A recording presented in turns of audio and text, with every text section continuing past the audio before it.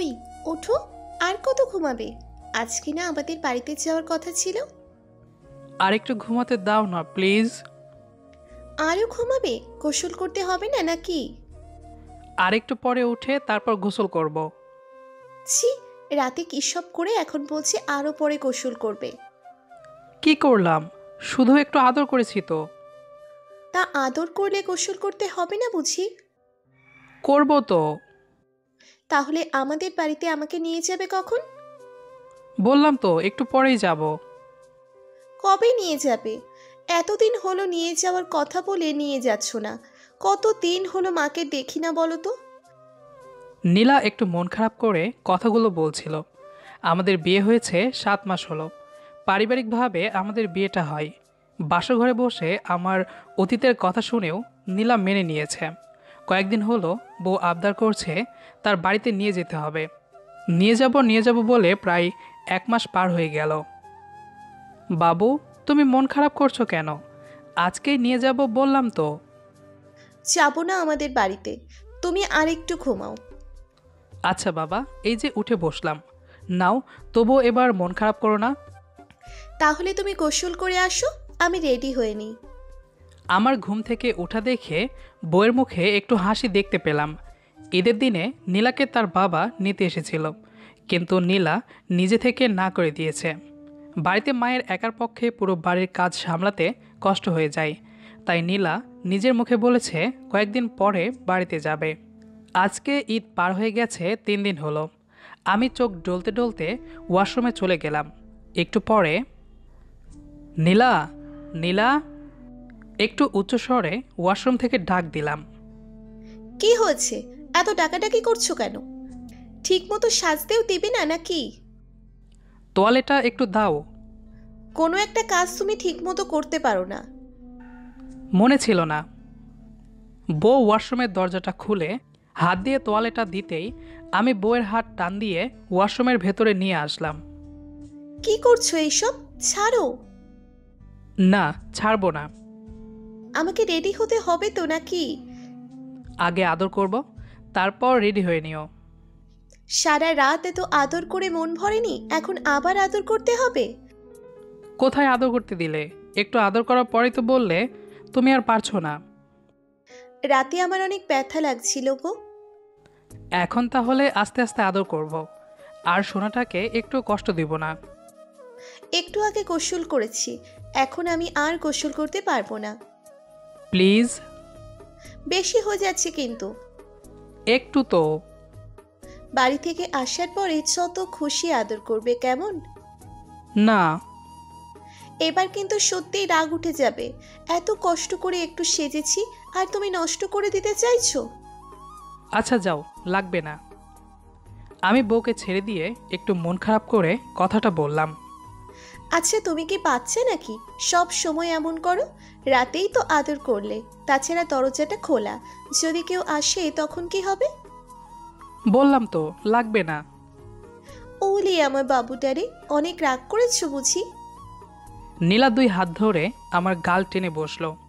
তারপর আস্তে করে তার ঠোঁট দুটো আমার ঠোঁটের সাথে লাগিয়ে একটা কিস করে বলল, এবার তো হয়েছে, নাও তাড়াতাড়ি গোসল করে আসো, আমি বাকিটা সেরে নিই। নীলা ওয়াশরুম থেকে বেরিয়ে চলে আসার সাথে সাথে মনে হয় মা আমার রুমে বৌমা বৌমা বলে ডাকতে ডাকতে প্রবেশ করলো। আমিও কিছুটা বুঝতে পারলাম, যদি বউকে ওয়াশরুমে নিয়ে আদর করতে থাকতাম তাহলে হয়তো ব্যাপারটা কিছুটা লজ্জাজনক হয়ে যেত।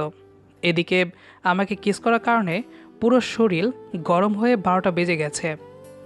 গোসল শেষ করে বাইরে এসে বউয়ের দিকে তাকাতেই চোখ পড়ল তার নরম কোমরের দিকে। চওড়া কোমর দেখে নিজেকে আর সামলাতে না পেয়ে পেছন থেকে বউয়ের পেটে হাত দিয়ে কাছে টেনে নিলাম। আবার কি হলো? পারছি না তো, আসো না একটু প্লিজ, খুব ইচ্ছে করছে। তোমার তো সব সময় ইচ্ছে করে। মনে হয় সবসময় তোমাকে বুকে জড়িয়ে আদর করতে থাকি। ছাড়ো তো, সব সময় ভালো লাগে না। এবার না ছাড়লে হয়তো বিপদ হতে পারে, সেটা বউয়ের আচরণে বুঝতে পারলাম। মেয়ে মানুষের মতিগতি বোঝা বড়ই দায়। তার ইচ্ছে হলে আমাদের এত বাহানা আসে না, অথচ আমাদের ইচ্ছে হলে তাদের কিছু অজুহাত থাকবেই। অবশেষে বউকে ছেড়ে দিয়ে মন খারাপ করে শ্বশুর বাড়িতে যাওয়ার জন্য আমিও তৈরি হয়ে নিলাম। বৌমাকে নিয়ে দেখে শুনে যাবি কিন্তু। আচ্ছা, তুমি চিন্তা করো না। মা আমরা তাহলে আসি। আপনি ওষুধগুলো ঠিকমতো খাবেন কিন্তু। আমি সকাল বিকালের ওষুধগুলো আলাদা করে রেখে দিয়েছি, আর আমি তাড়াতাড়ি চলে আসব। আচ্ছা মা। গাড়িতে বসে নীলা আমার কাঁধে মাথা রেখে বসে আছে।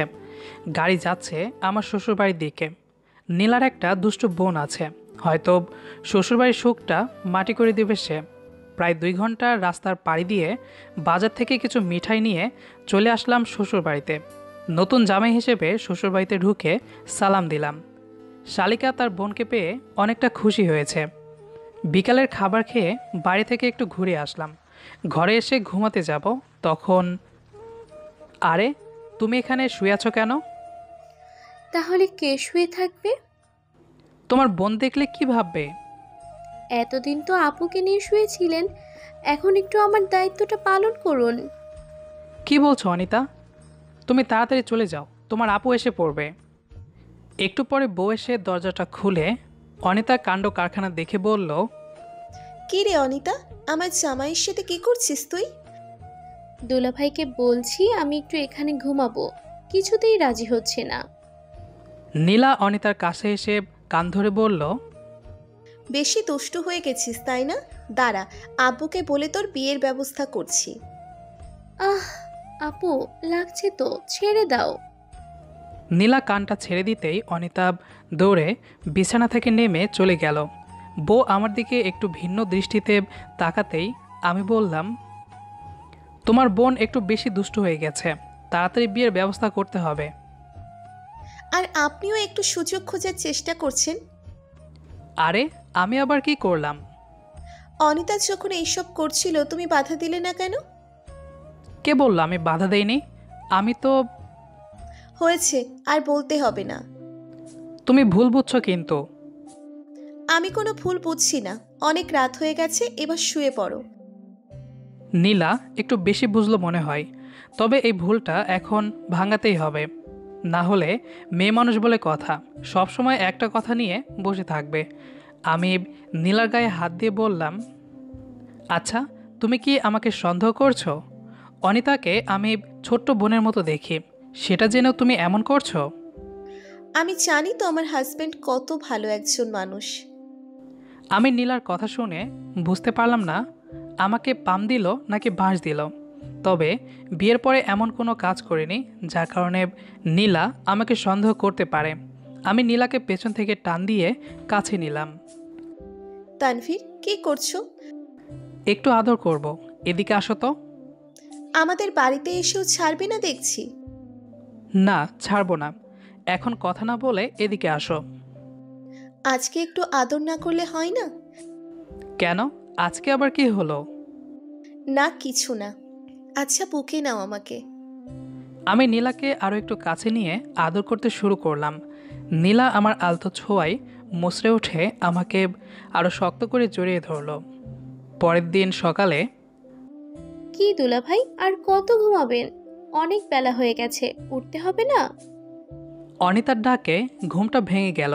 এদিকে বাড়িতে যেদিন বউকে বলবো সকালে ডাকাডাকি করবে না, সেদিন কোনোভাবে সূর্যের আলো পৃথিবীতে পৌঁছানোর আগে ডাকাডাকি শুরু হয়ে যাবে।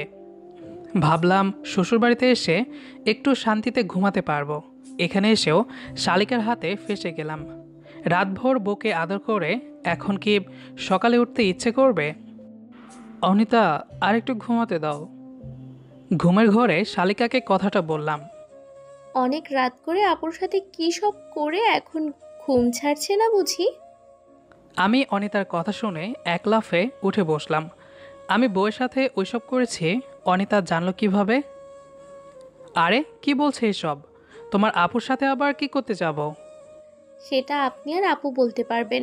আপুকে দেখলাম সকালে গোসল করে ছাদে কাপড় শুকাতে দিচ্ছে। গোসল করলেই কিছু হয় নাকি?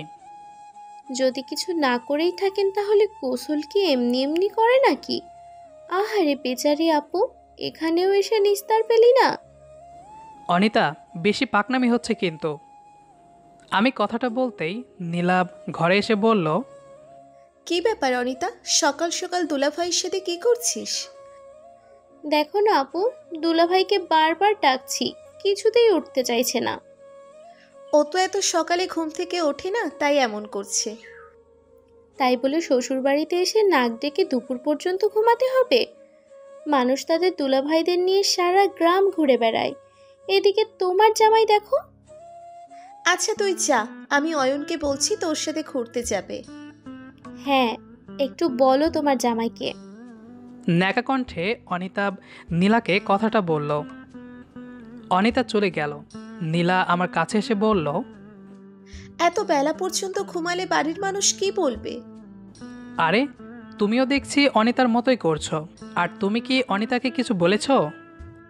আমি আবার কি বলতে যাব? কিছুই বলনি? না। তাহলে অনিতা কিসব বলছিল আমাকে? কি বলছিল? রাতে তোমাকে আদর করেছি, সেটা অনিতা বুঝলো কিভাবে? এটা না বোঝার কি হলো? মানুষ সকালে কেন গোসল করে বোঝো না নাকি? তোমাকে তো রাতে বারবার বললাম যে এই কয়দিন আমাদের বাড়িতে আছি তুমি একটু নিজেকে সামলাও। তোমার তো একটুও ধৈর্য নেই। তাহলে কি যতদিন এখানে থাকবো ততদিন আদর করতে পারবো না? যদি এমন করো বাড়ির মানুষ কি মনে করবে বলো? তাহলে তোমার মা বাবাকে বলো আজকে চলে যাব। আরে পাগল তুমি, মাত্র কালকে আসলাম, 2টা দিন থাকি। আমি পারবো না। দেখো সোনা, এমন করে কেউ বলে? বউ তো তোমার, তাই না? তাহলে তুমি আদর করবে না, কে আদর করবে আমাকে? আমি কি রোজ এখানে আসতে চাই? তুমি যদি এমন করো তাহলে আমি কিন্তু প্রতি মাসে বাড়িতে আসবো, বলে দিলাম। নীলা আমাকে আরও কিছু বুঝিয়ে একটু শান্ত করে দিল। আমিও কিছুটা বুঝতে পারলাম। আচ্ছা তুমি তাহলে এখন গোসল করে অনিতার সাথে একটু ঘুরতে যাও। তোমার বোন কিসব বলে গেল আমাকে? অনিতা বড় হয়ে গেছে না? তাছাড়া অনিতার একটা মাত্র দোলাভাই তুমি, তোমার সাথে একটু দুষ্টুমি করবে না তো কার সাথে করবে? তাই বলে?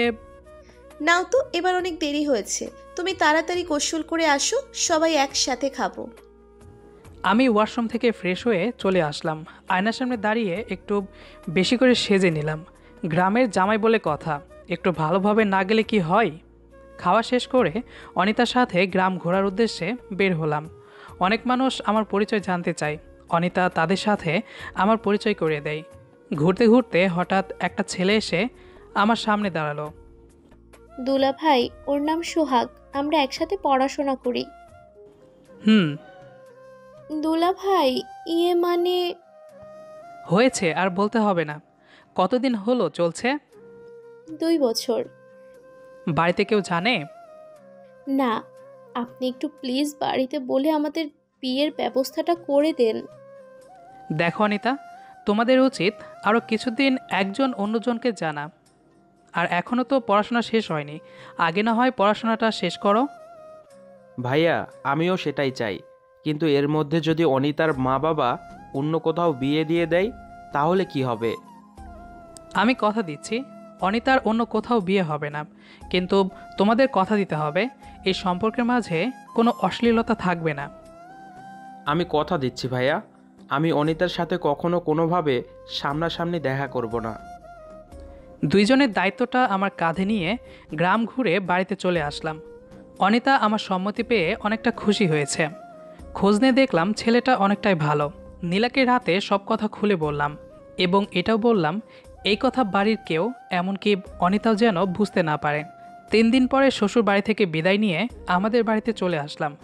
রাতে ঘুমানোর সময়, নীলা কোথায় তুমি? কি হলো, এত ডাকাডাকি করছো কেন? আর কতক্ষণ? তোমার বুঝি দেরি সইছে না? পুরো বাড়িটা এলোমেলো হয়ে আছে, দেখতে পাচ্ছ না নাকি? আরে ওইসব পরে করবে, আগে এদিকে আসো একটু। যাচ্ছি তো, একটু অপেক্ষা করো। স্বামীর ডাকে না সাড়া দিলে পাপ হয়। নীলা আমার কথাটা শুনে কাছে এসে বলল, কি ব্যাপার, দেখছো তো একটু কাজ করছি, এর মধ্যে এত ডাকাডাকি করতে হয় নাকি? আমি বউকে কোলে নিয়ে বিছানায় শুয়ে দিলাম। ওইসব করার জন্য অনেক সময় আছে, আগে আমাকে একটু শান্ত করো। 3 দিন হলো তোমাকে আদর করতে পারি না। এমনভাবে বলছো মনে হয় 3 যুগ হলো আমাকে আদর করো না। আমার কাছে 3 দিন 3000 বছরের সমান মনে হচ্ছে। হাই রে আমার পাগল রে, দাঁড়াও একটু ফ্রেশ হয়ে আসি। আর কোথাও যেতে দিব না। আরে পুরো শরীরে ময়লা লেগে আছে। থাক, একটু ময়লা থাকলে সমস্যা নেই। আমি এক হাতে লাইটের সুইচটা বন্ধ করে দিয়ে বইয়ের ওপর শুয়ে আদর করতে শুরু করলাম। বউ আমার ঠোঁটে তার মিষ্টি ঠোঁটটা লাগিয়ে কিস করতে শুরু করলো। কয়েক মাস পরে নীলা খবর দিল আমি বাবা হতে চলেছি। খবরটা শুনে নীলার পরিবার ও আমার পরিবার অনেক খুশি হয়েছে। এদিকে অনিতার পরীক্ষার রেজাল্ট বের হয়ে গেল। অনিতা একদিন ফোন করে বলল আমার দেওয়া প্রতিশ্রুতির কথা। আমি অনিতার মা বাবার সাথে কথা বললাম। তারপর দুই পরিবারের সম্মতি নিয়ে অনেক ধুমধামে বিয়ে হলো অনিতা ও সোহাগের। দুইজন আমার কাছে কৃতজ্ঞতা প্রকাশ করলো। পুরো গল্পটা শোনার জন্য ধন্যবাদ।